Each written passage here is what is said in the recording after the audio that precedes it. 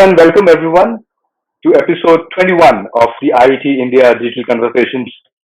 I hope you're all doing well and keeping safe during such times. Now, with the global supply chains being disrupted beyond an unlikely, return to pre-pandemic levels, fate of a lot of companies have been dangling, except a few well-positioned ones.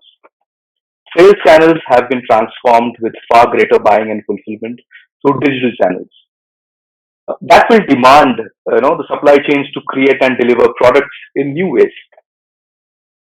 What is interesting to know also is, while there are a host of emerging and existing technologies which are being used to enhance the supply chain across industries, when we are trying to build a robust and seamless supply chain or supply chain process ground up, with its cross-enterprise workflows, trends, blockchain is likely to play a critical role, bringing transparency and visibility to supply chains.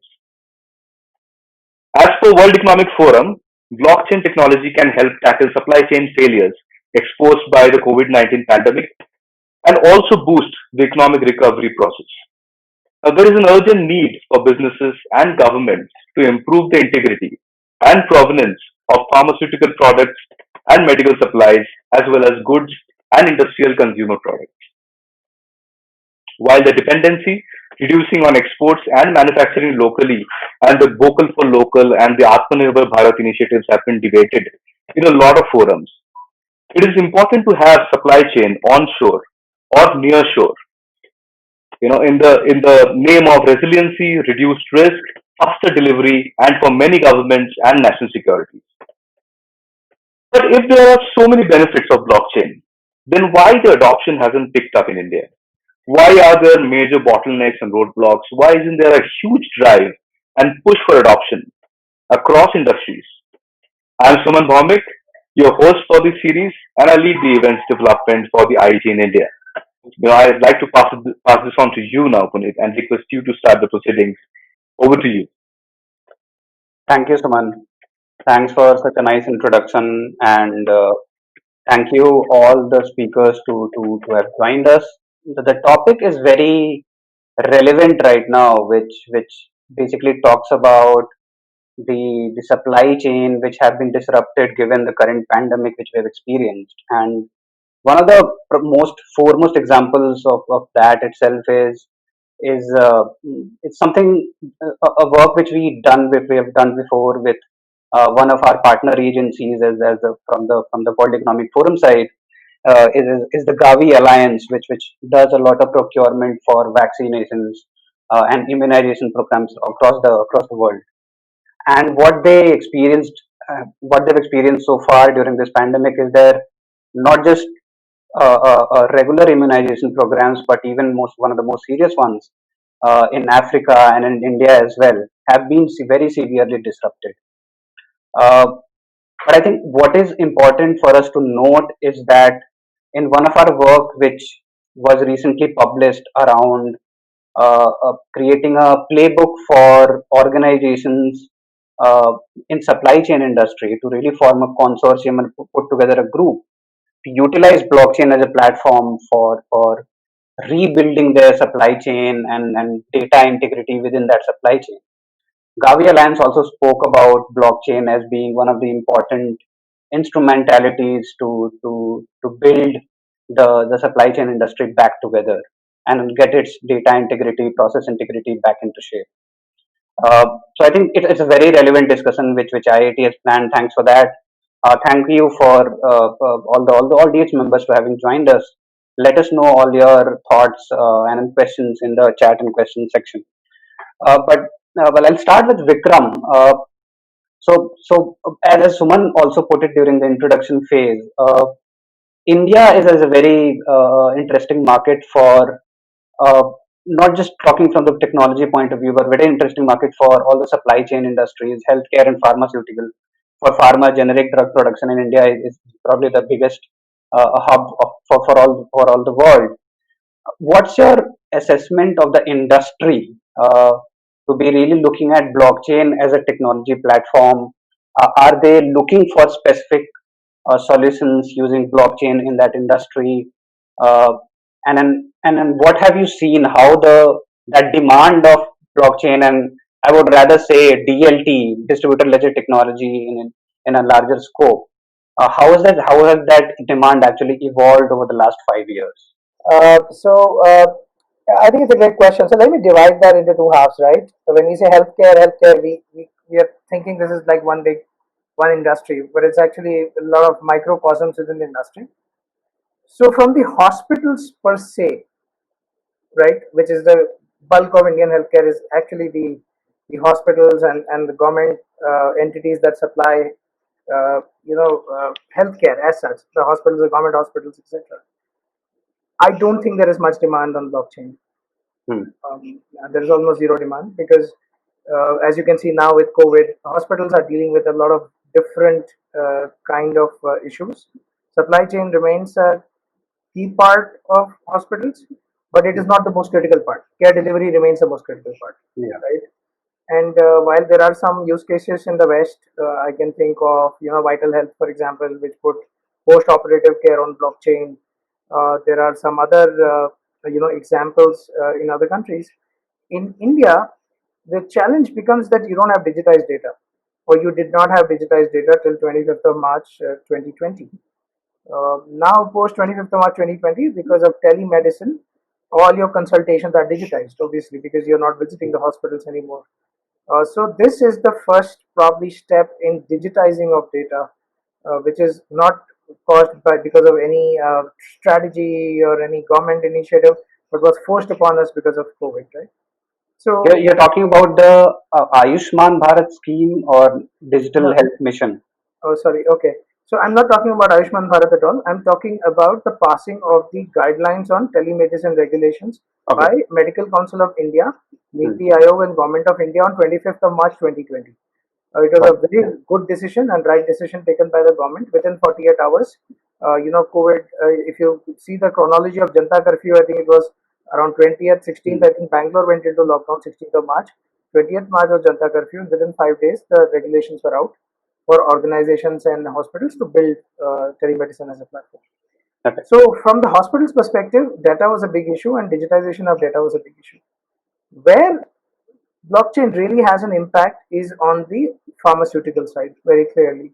I won't say not so much on the device side either, but pharma, because that medicines have to be right from the time it leaves a factory till it reaches your hand is a very long, elaborate supply chain, and there are enough evidence that a lot of these drugs, there are a lot of mixing of drugs that's happening.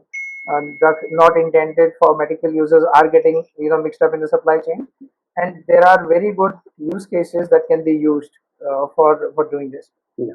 But again, from a pharmaceutical industry perspective, the movement is again slow because of various reasons. One of them is clearly regulatory, right? Because this is a very regulated industry.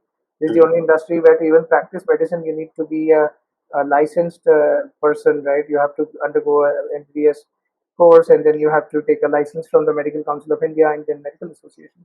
So I Even think for selling, you need to have a registered chemist. yeah, even for selling, you need a pharmacist, you need to have been a registered entity.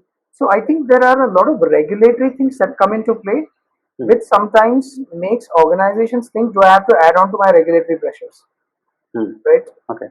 Uh, to add, a lot of the pharmaceutical companies in India follow the GXP guidelines Hmm. given by the FDA. These are not mandatory, but these are good practices. So again, if you look at the GXP guidelines for say laboratory or manufacturing, nowhere is there any indication on blockchain so far. There are guidelines on things like advanced analytics, on artificial intelligence, on Hmm. machine learning, but not so much on blockchain. So I think all of these combine to create a situation where the industry per se thinks that I'm dealing with so many regulations. Do I Hmm. have to add on to one more, right? And Yeah. the question is not can they adopt? Yes, they can adopt. They have technology teams. They have very smart individuals working in this industry. Hmm. But do they need to adopt? Because a lot of things in healthcare pharma you have to do, right? You Yeah. have to protect the data. You have Hmm. to have a license. So do they need to do this? So then it becomes a question of if I am not required, should I do it or not? Yeah. Yeah. And I think very valid observation because, and that corroborates my experience of one of the pilots which we are doing at Niti Ayog. basically including a couple of drug manufacturers and retailers. And basically, the problem which you identified in pharmaceutical supply chain is that even the government of India also recognizes one of the major incidents, concerns in pharma supply chain where spurious drugs are part of the supply chain. And how do we root it out? By first identifying them at the production level itself and then tracking the movement across even supply chain. And I think what was quite interesting for us to see in that pilot was the difficulty in including all the stakeholders within that specific identification of drug, spurious drug introduction into the any stage of the value chain.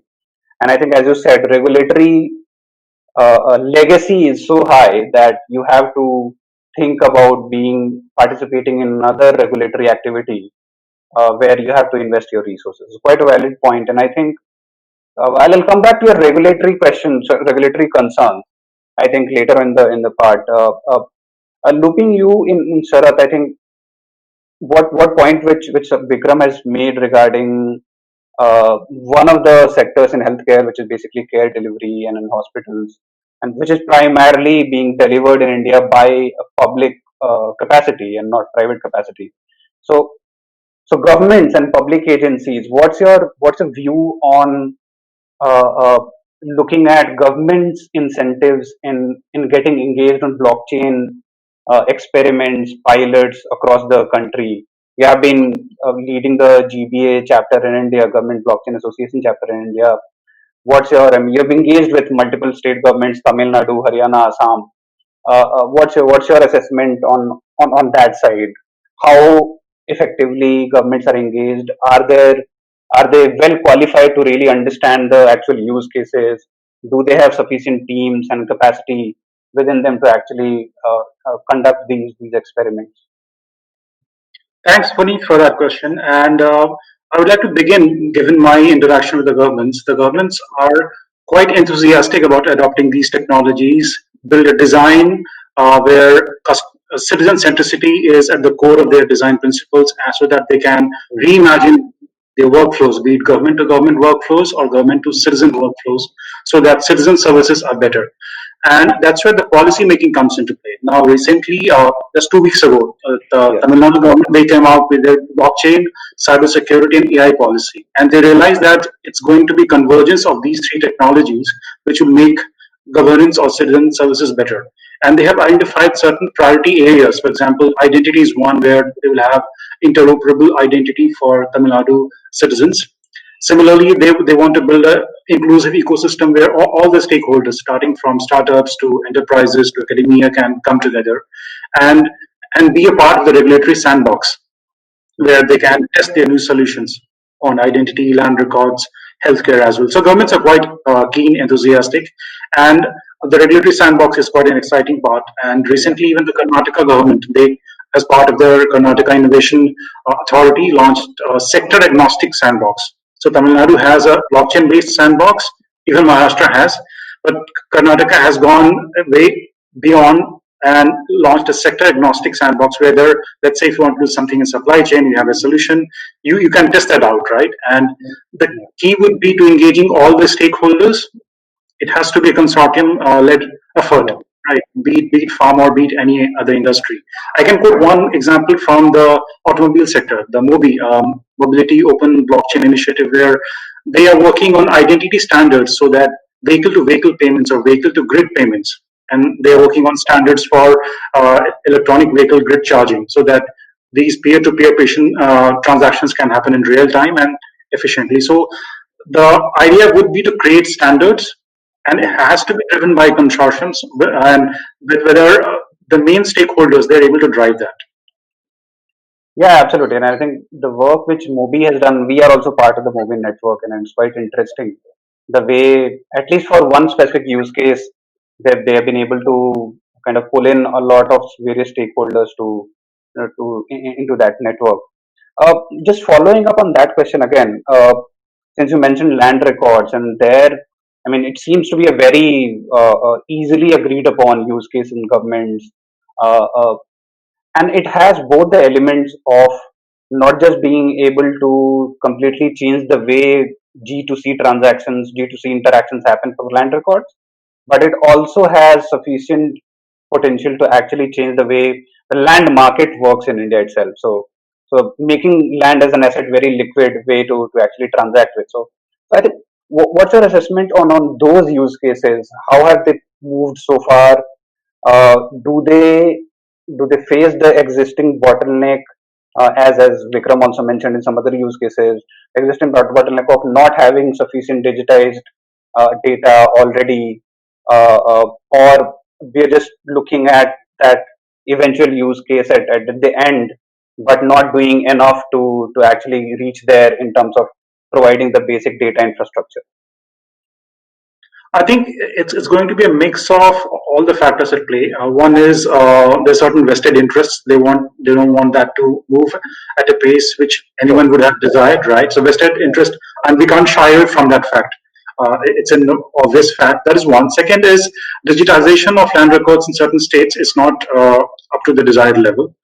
But certain governments, example Telangana and Andhra, they have started some pilots, but again, it needs to be pushed further. And the key would be to engage with the relevant stakeholders, be it the real estate authority over there or CREDI over there, right? And engage with them. What are their apprehensions? Why they are not coming on board? And maybe start a dialogue and engagement. That would be the way forward. So technologically, I don't see a challenge at all. Even the legacy network part, I don't see that much of a challenge. It has to be a real issue, right? And with the right policies in place and with the right engagement with the stakeholders, it can be driven further. Yeah, absolutely. I think that's one area where probably all the state governments can actually come together to formulate a way to take it forward, because there is already a national land record modernization program which is supposed to take care of all the data digitization which we need to provide it. But I think it's quite interesting. Uh, so coming to you, Vikram. So, in terms of adoption of the technology, and I'm not talking about technology potential, which I think all of us, even the audience members, would agree that the potential is quite well established, at least in some use cases. But in terms of adoption across industry, what do you see are major bottlenecks? I mean, apart from the regulatory issues, which clearly is, but in terms of other factors being responsible for it in India, and then do you have an opinion saying that other industries in other non-India geographic markets, have they really taken up the adoption much further as compared to what we have done so far? All right. So in 2018, I think Deloitte did uh, a report on blockchain adoption, and I'm Mm. saying 2018 because a lot of the 2019 reports never saw light of day, thanks to COVID. So Yeah. most of respecting the situation, that had one very interesting finding, and anybody who's been in technology will understand that this is probably the biggest driver, right? And the challenge that the respondents told in that survey was that vast majority of blockchain proponents or use cases were not able to build a very good business case, Okay. Hmm. right? And this was a challenge. I'll give you a context, right? And I'm going slightly away from blockchain into something we are more familiar with today, which is cloud.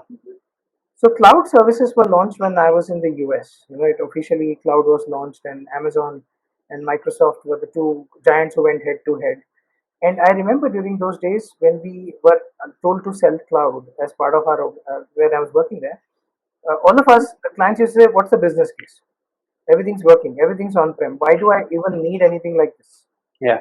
I don't trust this data. Where is this data sitting? I have my own data center, or I have this local data center, which is where I'm hosting my data." And then there was a business case, which became high value transaction, periodic spikes in demands. Online retail, e-commerce were the first set of people to say, okay, like I want to do this. Yeah. Banks followed, and then today cloud is a pretty much an open story. I mean, if you're not cloud first, you're already lost, right? So it took about 10 years, 10 to 12, 15 years for it to move from that stage where I'm good where I am to, oh, I need this right now. And today you have all sorts of clouds, right? You have various partners, right? Yeah. I think in blockchain, and you said some countries, one of the countries, very interesting example I was reading was in Estonia, where they have a lot of their citizen services on blockchain. And Sarat has often mentioned, and he's mentioned that in his talks as well, right, of Estonia's citizen services. Now, one of the interesting things they did was they have all of the land records on blockchain. And what was interesting is that whenever they have a neighboring country that they have an issue with a much larger neighboring country, and whenever that neighboring country comes in and occupies them, it comes and changes all the land records. It's rights of land to various people. To solve Yeah, that problem, they put it on a digital platform. They thought, man, okay, you do what you want with paper records. Now digital, you can't change. yeah, But the neighboring country also has a very good developers who can get into these systems and change the records digitally, even more simpler. So then they said, okay, let's do blockchain because it's immutable and I have history and I can go true, back and see what has happened. So here you see a very good example of a business case driving the need for adoption, true. right? So I think one of the and the country is very small. So I'm not trying to say that hey, they can do it, so can we. We know what are the challenges that require to move so many people in our country in a particular direction. But I think there are two aspects here. One is, do we have the right business case? Can I justify this investment that I'm going to make? Which mostly if you look around you, that's not been the case. That's why you see a lot of pilots, and then you don't see full-fledged adoption. Right? The Yeah, second is obviously, do I have a big driver coming in from an entity like the government? This is where Sarat and the work Sarat does is very important because he's one of the few people who moves governments along and giving them the right guidance, taking examples from across the globe. So I think unless and until you have a system of making a very good business case for adoption, followed by also the government, kind of giving some directions that you can do it. A good case in point is AI and ML, right? I love the way government has gone in, has given standards. They've also, RBI gives standards. So now today, if you are in a banking sector, I'm safe from both ends. RBI has guidelines, government has guidelines. I can use machine learning and automation without fear that okay, tomorrow I'll be questioned on what I've done. But unless these two happen, a good business case and something from the government, I think we will continue to see this reluctance for private mm. entities to jump in and say, okay, let's adopt this new technology. And I think what you make is a very valid point. But I mean, just learning from your cloud example itself, uh, establishment of a good, sound business case would also take both time as well as experimentation in the ecosystem itself. What works, what does not work. So I think even at this stage where most of the things are being well thought out, and it might not make sense for the government also to really get into the sector and start regulating it till the time it has not even grown yet. Probably just being able to make the experimentation happen at a brisk pace. And for example, sandbox is a great example for that. And I think what you mean by that is probably just allowing the experimentation to happen really quickly, do some, I mean, even get failed faster and probably get out of that market. Probably that itself would encourage a lot of experiments happening in the sector. Uh, I just wanted to make one point from on the land record since we spoke about it. I think in that question, I think one of the major issues is the legal way land records are dealt in India, also, which is not nothing to do with technology. But basically, the system which we follow in land records is presumptive land titling system. So, which is not necessarily as opposed to conclusive land titling system. So basically, whatever land certification or titling certification which you're getting is basically presumptive as long as somebody else does not contest it and prove it otherwise. So so I think that integrity of data being put on a public blockchain or any blockchain, I think that itself becomes slightly difficult in India to prove given the land titling itself is presumptive. So I think that's one of the major issues in that specific use case. So Saurabh, one interesting question which I also have, I mean, the whole industry talks about a lot, and then probably it has actually, the mind space of the industry has been overtaken by cryptographic startups and experiments which are happening, cryptographic tokens, and most necessarily cryptocurrency, which is currently as the front use case for almost all DLT led projects. Uh, Given the Indian experience, where there was earlier a RBI order for the financial institutions not to transact into crypto assets, and then it was later set aside. What's your view on cryptographic tokens and in most and in their most predominant form, cryptographic currency? Uh, are they an enabler of blockchain adoption, or can they also be called as a deterrent for the governments to actually encourage blockchain adoption in the industry, given their nature in a self-sovereign manner? So what's your view on cryptographic tokens as either enabler or deterrent, or in any specific significant factor to the overall adoption of the technology in the industry? I wouldn't say a deterrent, right?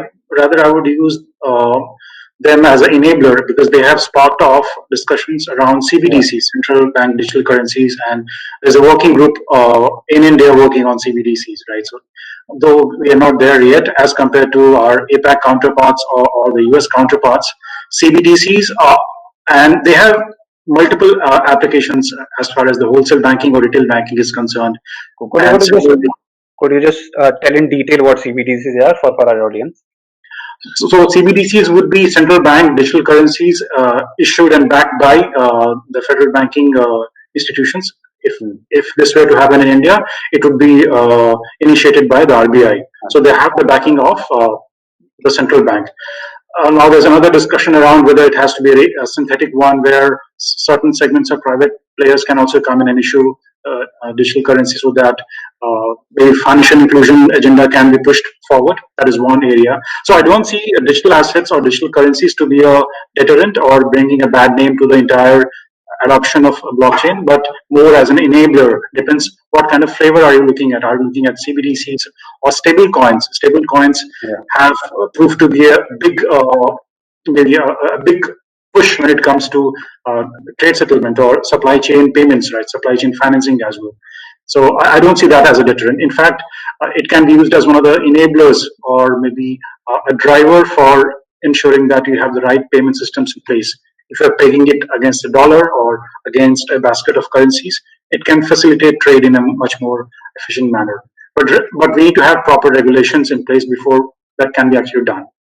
So in Yeah. that sense, regulatory roadblock is there as far as stablecoin is concerned. Hmm. Yeah, and we're actually seeing some of the central banking institutions actually pushing for stable coins as one of the mediums of assets to be held, even within treasury of states. I think it's quite interesting to see that movement going forward. And uh, so for the supply chain industry, where one of the unique characteristics of that is since it's already a consortium mode of a industry where lots of different vendors and central players and purchase organizations and OEMs are involved.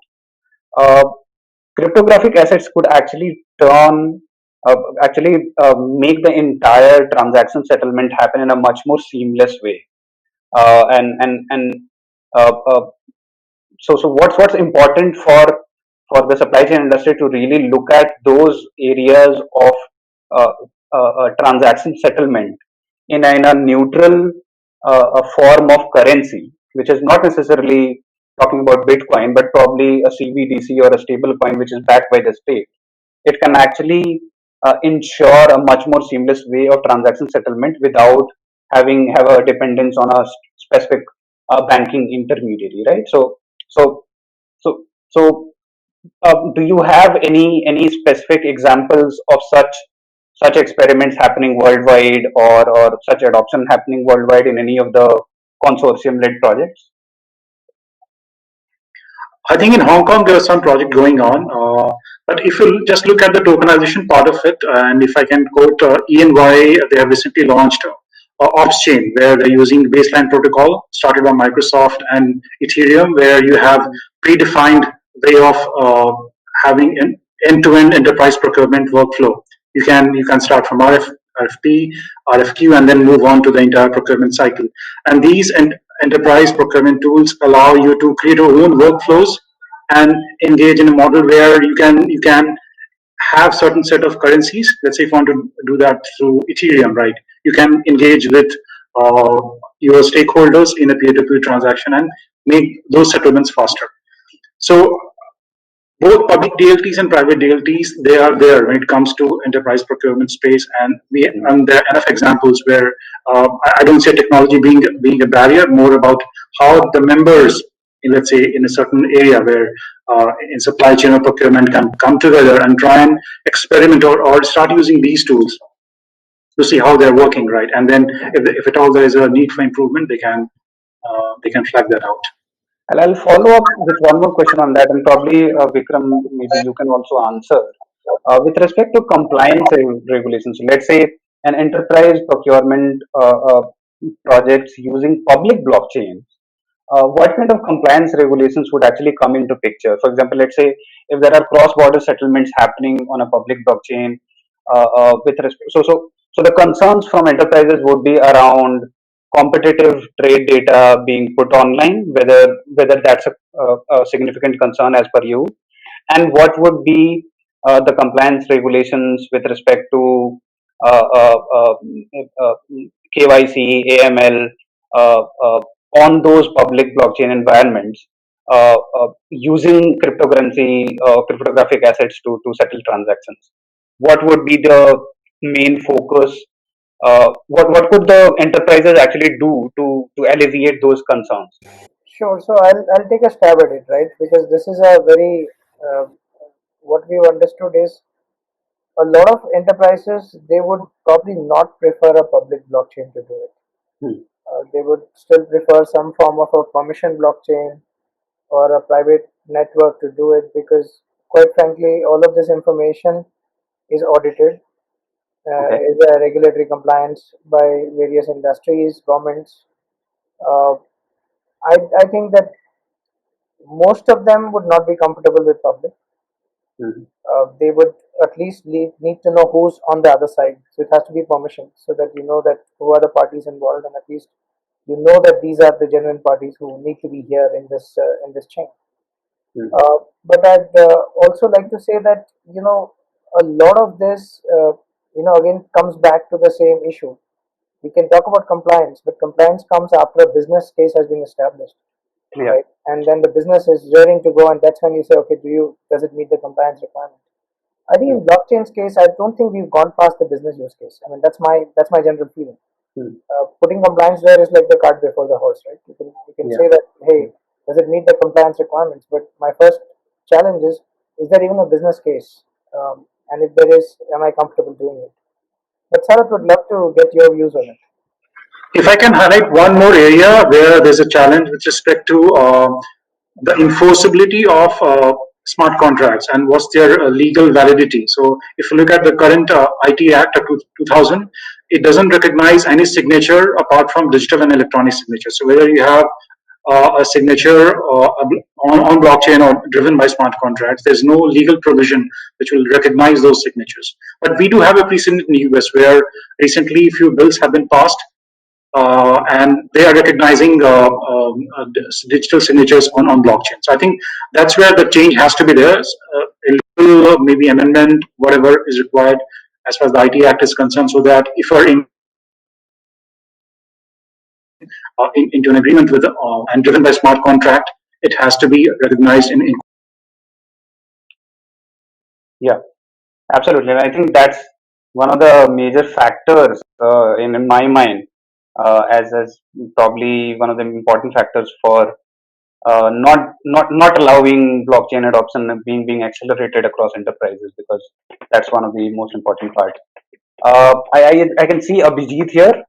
Yeah, Vijit has come in. Thanks, Abhijit, for joining. Hi, everyone. Such a short call. Sure. And I'm actually good to have you here, and probably you can uh, uh, uh, get some your get some of your insights into the discussion where you can highlight some of the concerns which the current supply chains are facing, and we actually would be quite helpful if you can take examples from your experience, Yes, especially in automotive supply chain and other supply chains which you have worked on. yes, And then how does those specific problems, you can highlight the problems and we can see if they really look to be solved by blockchain technology, as a potential means of solving those concerns. And this I'm trying to highlight only because of the question which because of the point which Vikram made, is that the setting up of business use case actually is the most important part.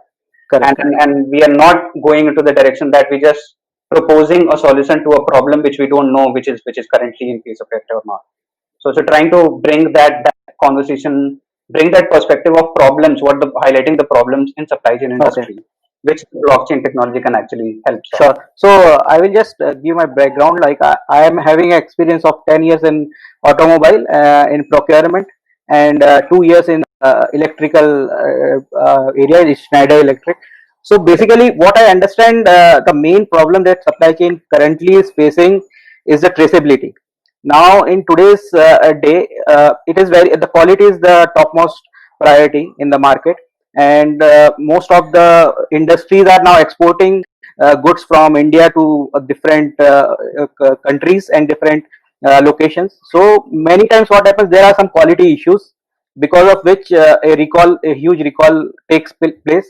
Now, when such condition happens, it is very difficult to trace from where the product has come, so from where it has started, and how much, what is the quantum of the issue, how much is the recall value, what is the exact problem, what is the scope of problem. So all those things, it becomes very difficult. Secondly, in electrical specifically, there are many electronic components which go into with huge qualifications and too much testing. So when we are using those components in our parts, as an assembler, as in final assembler, that time we need to be damn sure like that is the correct part we are using, because same part goes into mobile, same part goes into UPS, same part goes into different devices, and it is easily available in open market, in a secondary market with duplicate parts.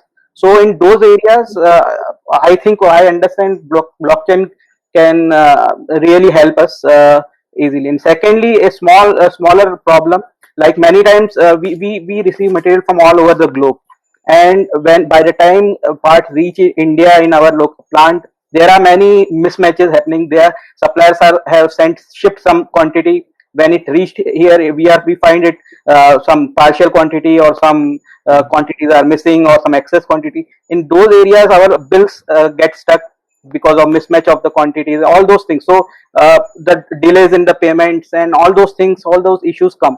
And this, I think, is basically because they are using different systems, we are using different system, the gap between the whole communication.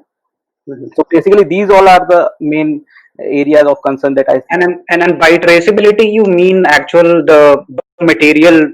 Traceability means like, for in our case, the starting from the raw material, the source of the raw material, from there we approve the source. Like the raw material is coming from Jindal, then it is going to supplier, then it is getting processed there, then it is coming to our factory, then it is getting assembled into different. So if the composition of the material is defective, we need to trace from the which batch it has come.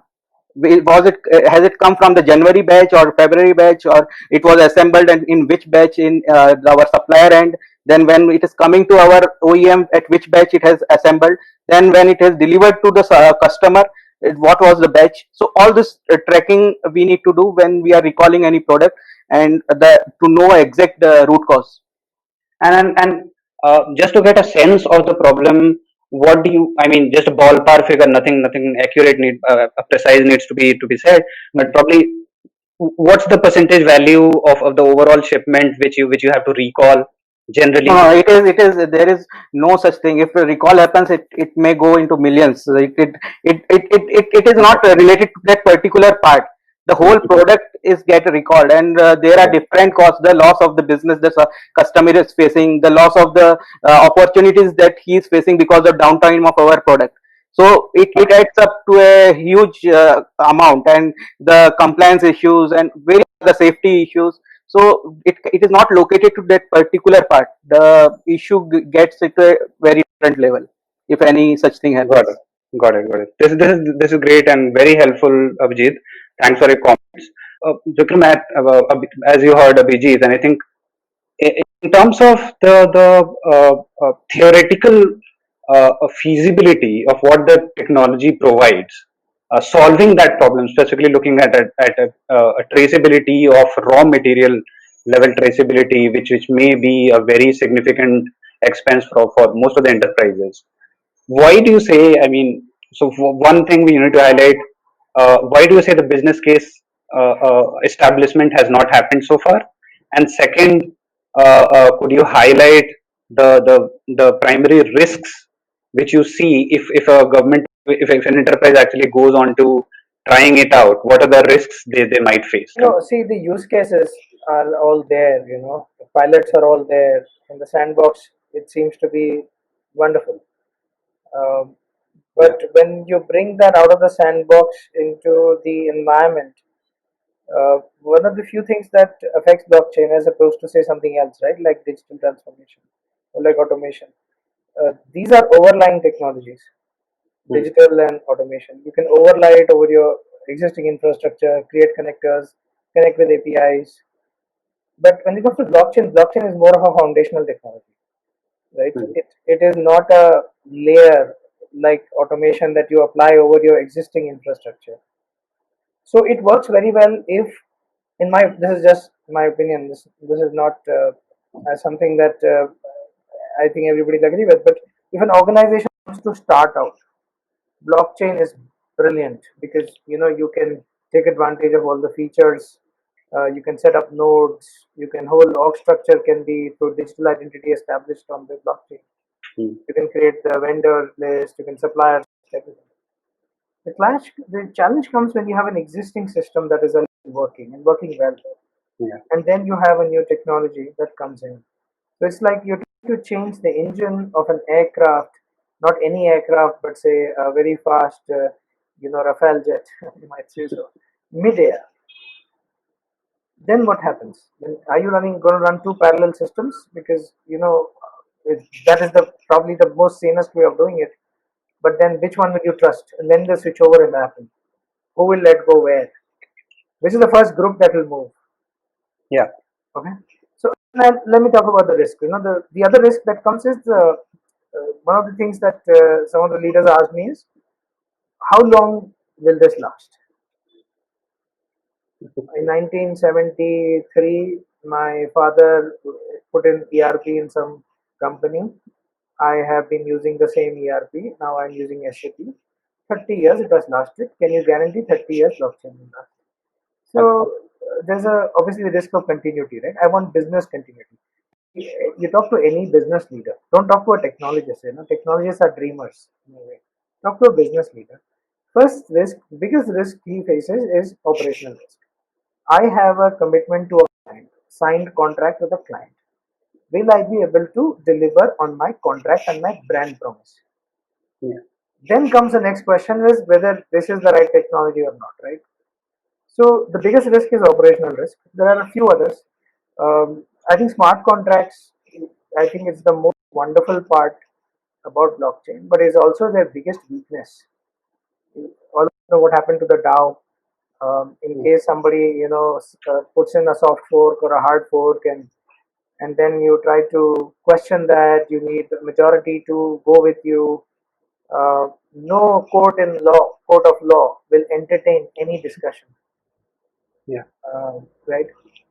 The third risk is more around your specialization risk.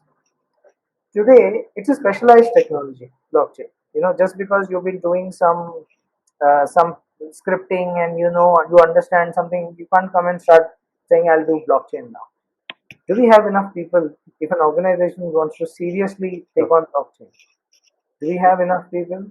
I know overnight coaching centers will start off, and then there will be an attempt to produce blockchain engineers and blockchain experts. But we quite frankly don't have enough people, which is another challenge, right? The last but not the least is, I think there is overall the specter of regulation still hangs around Hmm. after everything. If even if I've built the business case, I've got the right amount of people, I've put in the organizational direction that this is the direction I want to go. You still are not regulatorily, you're not clear whether I can use this or not. So for that matter, I always ask a question whether if your auditor will he be okay signing off a report from blockchain? And I don't know the answer to that, right? I don't know because SAP it took them a long time to accept an output of SAP is correct, right? And now they are fine with SAP outputs. They sign off on that. But Hmm. now imagine you tell them, hey, this is brand new, just sign it. It should be fine. I don't think they're gonna do it. That's how they're trained. So you have 4 or 5 of these factors that practically stop you, right? But Yeah. again, I think it's a wonderful technology. It has immense potential. But now the time has come to see whether we are ready to let that potential run its course. Very comprehensive uh, set of risks which you have identified, and I think I quite agree with all of them, given my sense and my interaction with the industry. What about you, Sarath?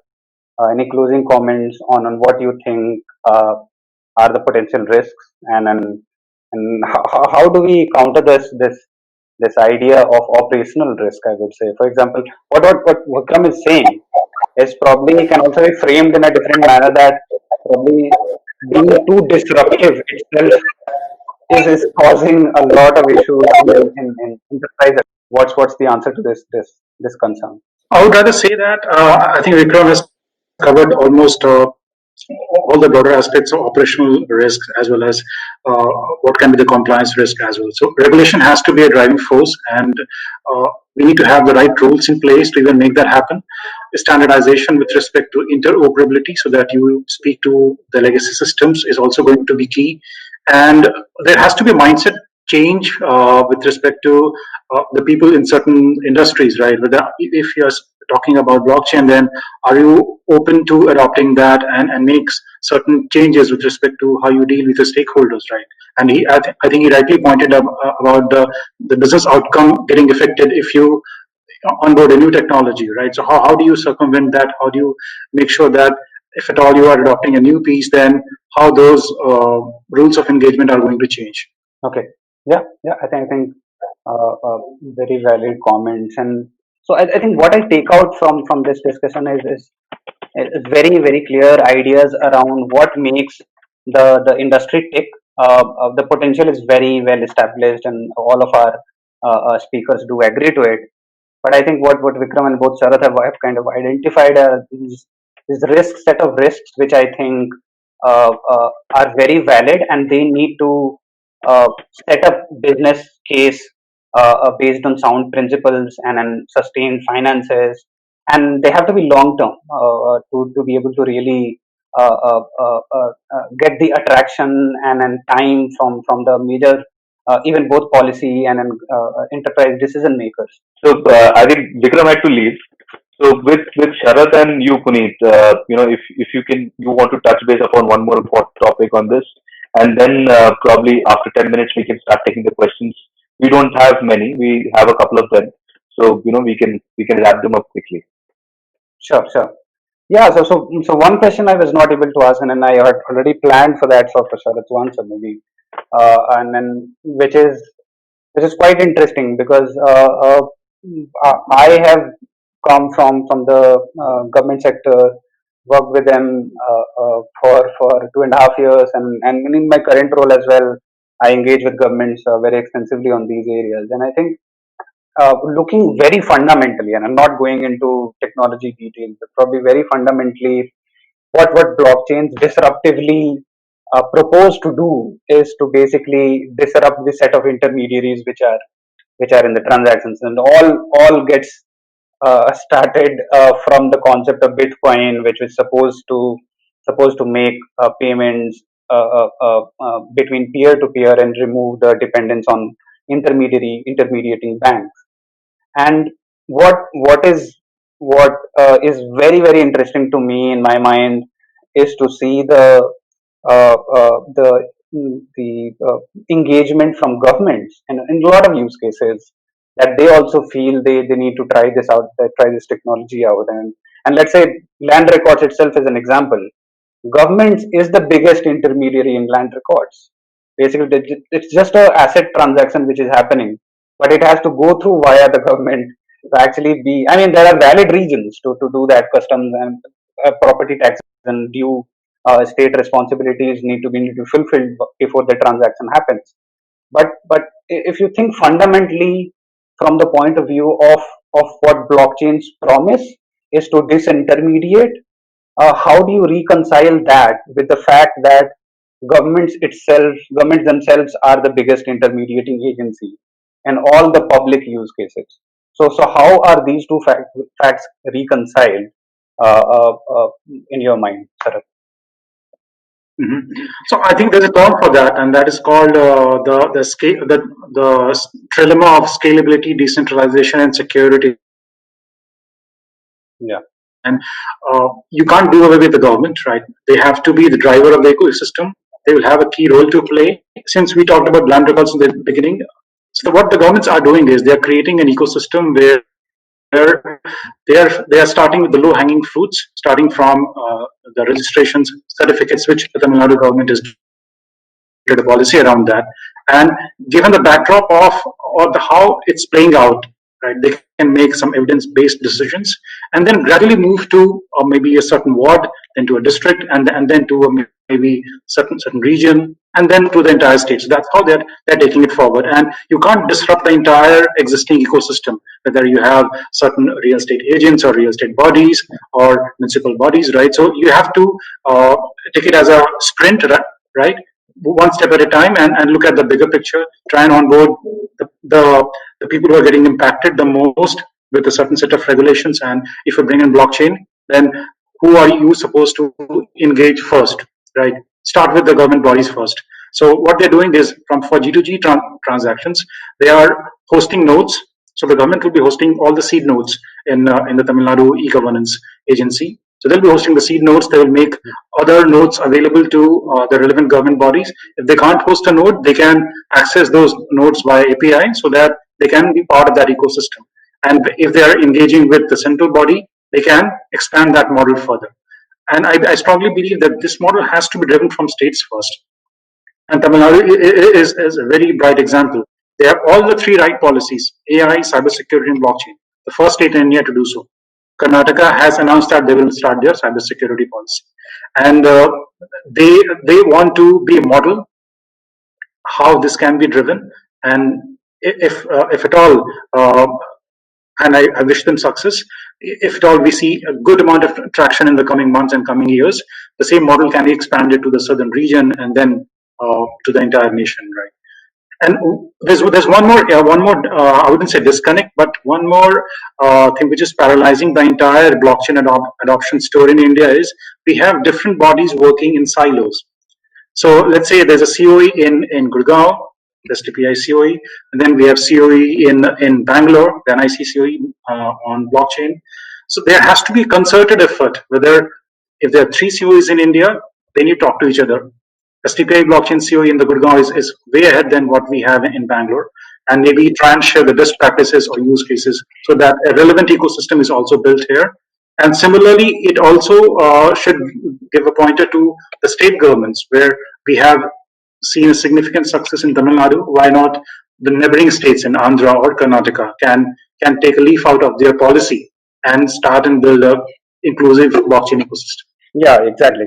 And I think uh, the policy coordination and policy standardization, if I could say, across states would actually be one of the major pushes towards this, because even if you look at land records as just one use case, uh, we are not expecting that land transactions are going to happen only within the residents of the state. It has to be across state borders, and I think that's where the policy standardization for just one use case, just one set of transactions across states is the right requirement, because you can go about making policies, but if they're different across states, and then if you have not figured that out in the beginning itself, then it becomes a very limited scaled use case then.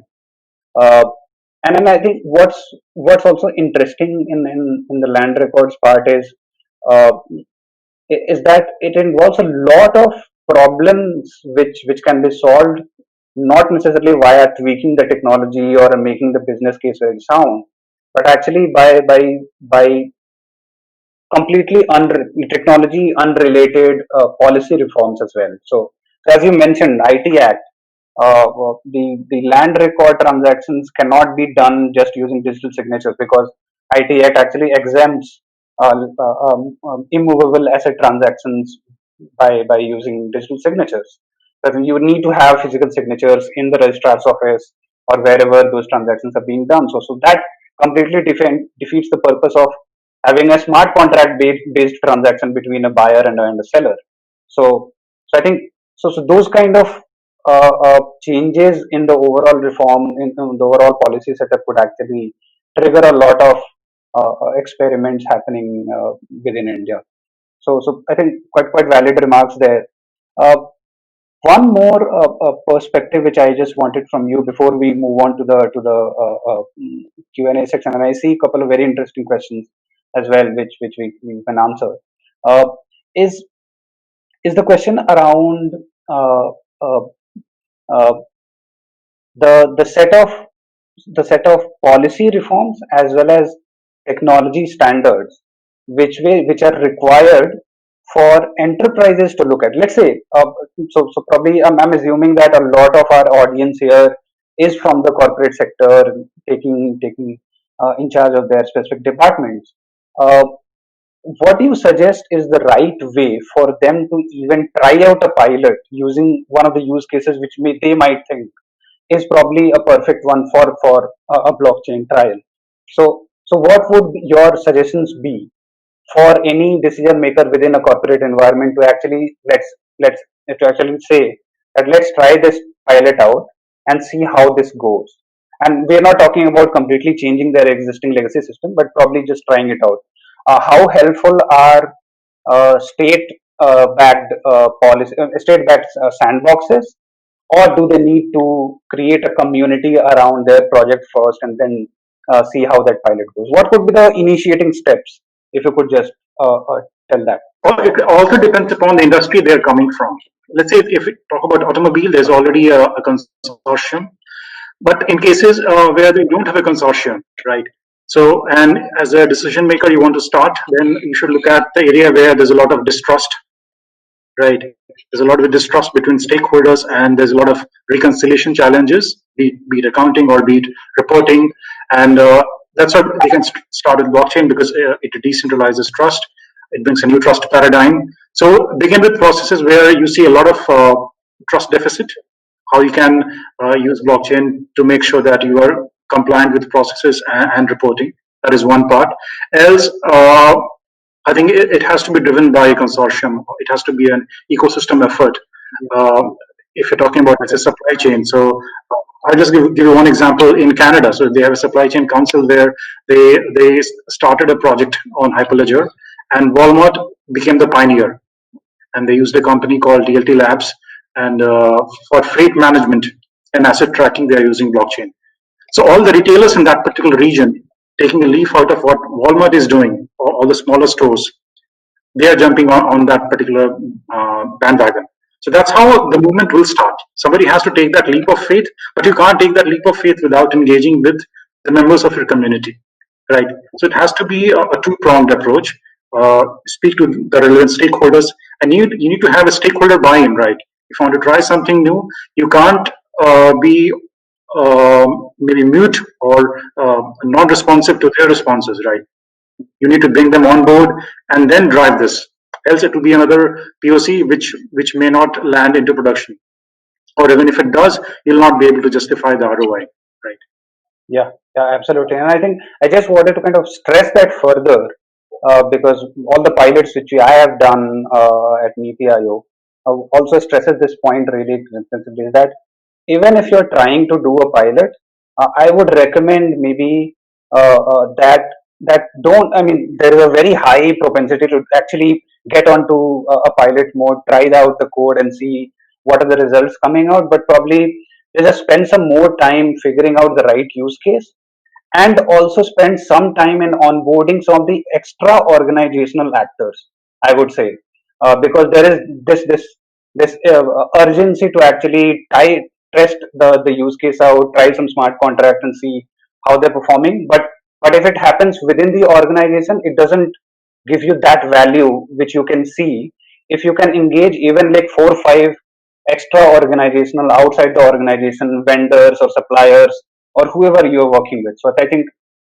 if all the audience is listening, and probably if they are interested in trying out a pilot, I would recommend just spend some more time establishing the use case and onboarding some of the actors who are actually outside your organization, and then test it out. Thanks, Sarath, for all your comments. I think Vikram is left, but I'll definitely convey my thanks to him as well. Suman, over to you for the question and answer. There are 3 or 4 questions. Some of the questions are coming now, which is always good to see. So, starting off with Santosh, who asks us that blockchain is arguably slow and not suitable for high volume financial transactions.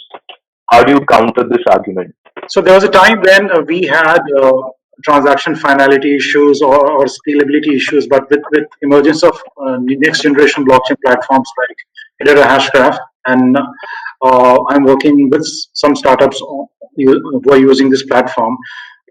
This is no longer going to be an issue.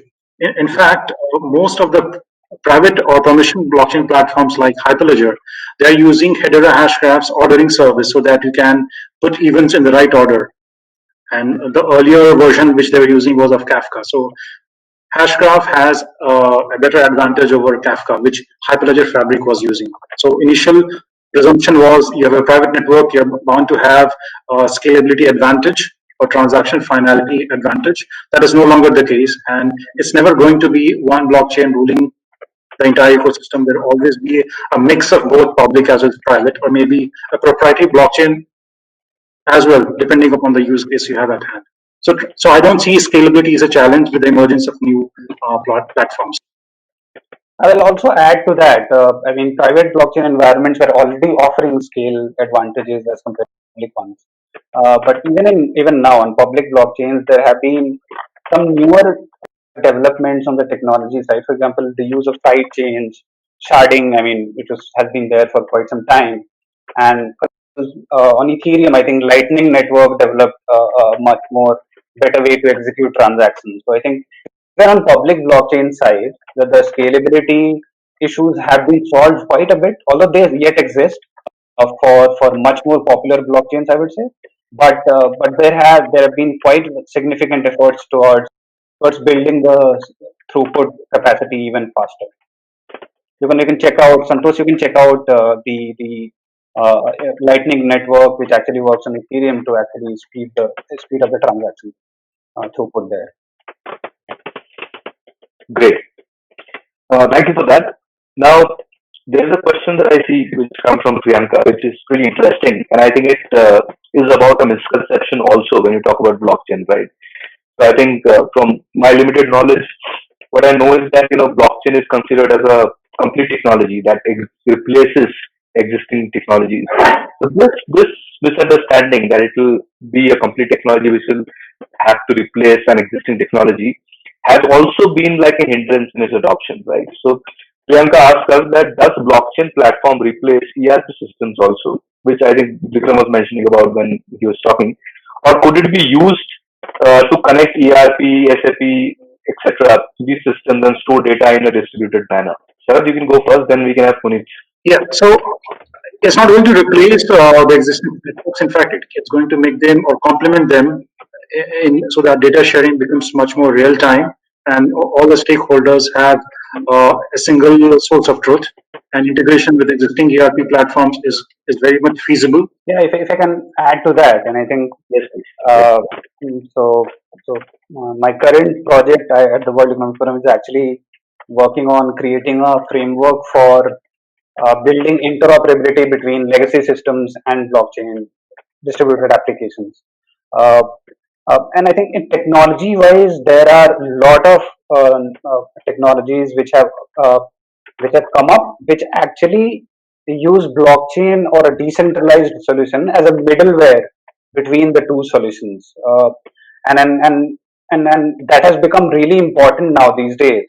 Uh, uh, uh, you can look at an example, a very large startup actually called Chainlink, which is working on creating Oracle systems, which are basically middleware systems which take data from your ERP or SAP systems, which are within the organization, and test different mechanism to test the integrity of their data, and that put it on blockchain for any smart based executions which are required. So basically, the difference between a blockchain system and a enterprise legacy system is that blockchain generally treats data integrity at a very high level, and then, which is inherent to blockchain. It has performs consensus protocols and then validates data from multiple actors, and that's why data integrity is quite high generally. For centralized systems, it's not that high, but probably the priority in centralized systems is to have higher volumes of transactions, do very quick transactions which are required. But these middling software solutions, which are blockchain based, which basically can be called as Oracle systems, are very integral to building this interoperability. So I would say that the mechanisms right now do exist to build the communication, build two-way transaction systems between these two systems, and you don't need to replace your legacy systems at all. Yeah, thank you. I think that was great. Uh, Now, moving on to the next one, it comes from Dr. Patil, who is asking us, how do you evaluate Indian academic fraternity? And I think it's pretty interesting. How do you evaluate Indian academic fraternity in terms of preparedness as far as education of all these upcoming areas like blockchain technologies and its application in various areas, including supply chain management? What things do we need to address in this context? So it's more from the education segment, when we are saying that obviously there is a lack of awareness and there are a lot of conceptions and misconceptions around these technologies, not only blockchain but others also. But how do you make sure that education institutions are prepared, in terms of talking about these technologies and its applications in various areas like supply chain management? Puneet, would you want to start with this and then Yeah, sure, we can sure. have yeah. I think this is a question which is very relevant for governments as well. And it becomes a very crucial part of all the strategic policy choices or policy frameworks that the governments make. When we were working on the national AI strategy, I mean the role of training the workforce or retraining the workforce for AI was quite important. And the same question holds for blockchain as well. And I think there generally what the governments try to do is to bifurcate the overall set of people who need to be trained, and identify the role of institutions within. So one is the existing workers which are already in the industry, and how do you go about retraining them, or maybe the word is reskilling them on these technologies. And there the academia industry collaboration becomes extremely important. There you need to have the academia really build on to the cutting edge of technology, really understand the theoretical framework construct behind what the eventual use of the technology, take a very long term view. And industry also needs to come in to work together to see how those curriculum can really be oriented towards the right use case within the industry. So I think for that segment where the workforce is currently undergoing a change, maybe the company's future might go undergo a change based on the technology trajectory. Industry academia collaboration needs to be incentivized very significantly, and government has to play a major role in that as well. Uh, uh, the second part is the upcoming workforce, which might be school students, college graduates who are still studying, and that also is a very important part, because well, as Vikram also mentioned, I think a similar analogy also exists, like for companies which are blockchain first Hmm. companies, they might come up, and for that you need to also build your workforce, which understands the technology really well. What has worked really in the favor of these four IR, fourth industrial revolution technologies, is that the awareness about the technology itself is quite high. At least people know what artificial intelligence is, what cloud computing is, which was not earlier with, I would not call the same level of awareness with ERP systems in students, right? But at least people know what AI, and it probably captures their imagination. And then that should be utilized to actually create a curriculum which somehow incentivizes them to go into that direction. And their fundamental concepts are more important. So for example, AI, you don't need to actually teach a programming, but probably you might want to teach fundamental mathematical statistical concepts to graduating students rather than teaching them Python or TensorFlow or whatever you need to be. But probably basic fundamental concepts are required. Even here in blockchain, I mean, cryptography becomes a very important part of academic curriculum.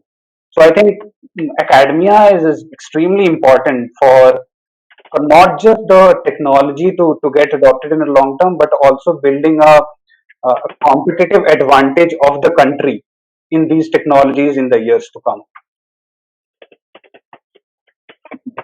To complement to what Puneet said, I would like to say that there are certain great initiatives. The NASCOM Future Skills is one where you have all the emerging technologies. They have all related courses under the umbrella. Even the Ministry of Human Resource Development, they're offering free courses on technologies through the SWAYAM portal. NPTEL offers certification uh, by the IITs, right? So And there's free a creator resource. yeah, Yeah. yeah. And most of them, all these courses are free or very affordable. But then we need to acknowledge the fact that since the world is moving towards a low code or no code paradigm where you actually don't need to go crazy about coding, but you need to be more proficient in terms of problem solving. Right. That approach also has to be inbuilt, and it's always better to be in tune with times and the new digital workforce. They need to have all this, maybe a grasp of how these technologies work or how the convergence of these technologies work. So one technology in isolation will not be able to drive the results. You need to understand the corresponding technologies as well, the cloud, the data as well, how the interplay of these technologies will help you solve a certain problem. True, true. Couldn't agree more. Thank you so much. Uh, with this, I think we have one question left, which is again from Priyanka. She wanted to know how to select blockchain supply chain domain. What are the major factors that needs to be considered? I think Sharad, you did mention about this some time back. How do you select the kind of processes which needs to be undertaken for blockchain? Could you one more time, shed some light on that? So as I mentioned before, you should start with the processes where you see a trust deficit, where the main stakeholders, if you have difficulty trying to agree with them, right? Maybe this is the right place to bring blockchain in, so that you can define consensus, and blockchain will also help them get an access to single source of truth.